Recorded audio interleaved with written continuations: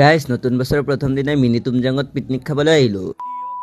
তো হেল্ল' মই মামুন। তো গাইজ আপোনালোকে চাইছে আল্লি মামুন ব্লগছ। আৰু এনেদৰে ঘৰৰ পৰা ওলাই দিলোঁ আমাৰ গৰু দুটাৰ লগত, আৰু বাবুগিলাক বাই বাই কৰি আহি গ'লোঁ গাইজ।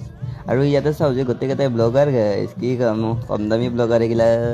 এনেকৈ লেকচাৰ মাৰোঁতে আহি পালোঁ। আৰু ক'ত আহিছোঁ কৈ আছোঁ ৰ'ব।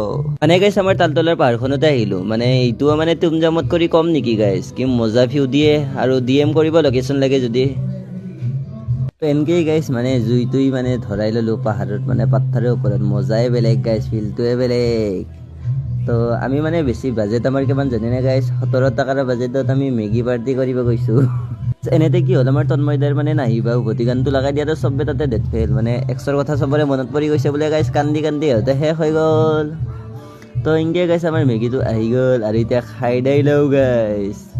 বম চালিয়া লাগছে দেই গাইছ, একো নিদাকৈ বনাইছোঁ ডাইৰেক্ট। তো ভিডিঅ'টো ভাল লাগিলে ফ'ল' কৰি দিব। আজিলৈ ইমানেই।